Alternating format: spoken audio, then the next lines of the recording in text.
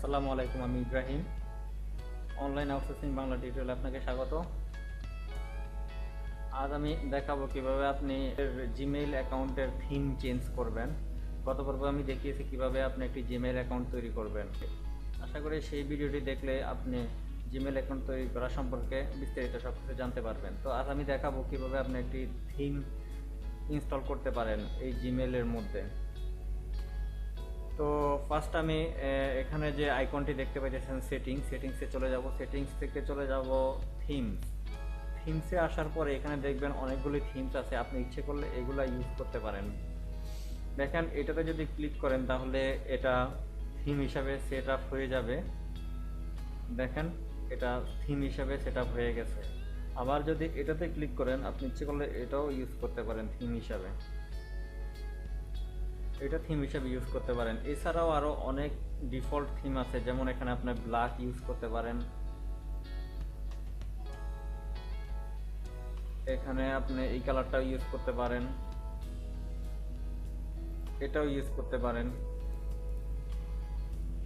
তো এই থিমগুলো আপনি ইউজ করতে পারেন। কিন্তু এছাড়াও আপনি যদি চান যে আমি ডিফল্ট আপনার ছবি ইউজ করবেন বা আপনার ডাউনলোড করা বা ডিজাইন করা কোনো ইমেজ ইউজ করবেন, তো সেই ক্ষেত্রে আপনি এক্ষেত্রে যেতে পারেন, মাই ফটোতে ক্লিক করতে পারেন। এখান থেকে আপনি যদি কোথাও না আপলোড করে থাকেন, এই ইমেজটা কোথাও না আপলোড থাকে, ওখান থেকে লিঙ্কটা এনে এখানে দিবেন, তাহলে আপনার থিমটা সেট আপ হয়ে যাবে। আর যদি আপনি এখানে আপলোড করতে চান তাহলে এই যে আপলোড এ ফটো, এটাতে ক্লিক করবেন।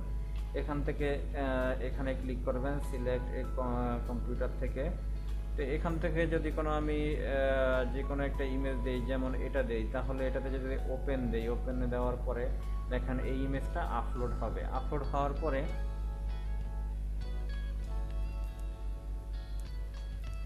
আপলোড হওয়ার পরে সেভে ক্লিক করবেন। সেভে ক্লিক করার পরে দেখেন আমার এই থিমটি সেট আপ হয়ে গেল। তো আপনি ইচ্ছে করলে এখানে ডিফল্ট যে থিমগুলি আছে সেগুলো ইউজ করতে পারেন, আবার নিজের ছবিও ইউজ করতে পারেন বা ডিজাইন করা কোনো ইমেজও ইউজ করতে পারেন। তো সবাইকে ধন্যবাদ আমার এই টিউটোরিয়ালটি দেখার জন্য। পরবর্তী টিউটোরিয়ালে দেখাবো কিভাবে আপনি একটি ইমেল পাঠাবেন এবং কিভাবে ইমেল মানে কালেক্ট করবেন, কিভাবে ইমেল রিসিভ করবেন এবং কিভাবে ফন্ট সেট আপ করবেন, কিভাবে একটা ইমেলের ডিজাইন করবেন, সে সম্পর্কে ডিটেলস সব কিছু দেখাবো। তো বন্ধুরা, আমার এই টিউটোরিয়ালটা যদি ভালো লাগে আপনাদের, অবশ্যই আমার চ্যানেলটা সাবস্ক্রাইব করবেন, তাহলে আমি আগামীতে যে টিউটোরিয়ালগুলো আপলোড করব সবগুলো আপনি সরাসরি দেখতে পাবেন, আপনার ওখানে একটা নোটিফিকেশন যাবে। ধন্যবাদ সবাইকে টিউটোরিয়ালটি দেখার জন্য।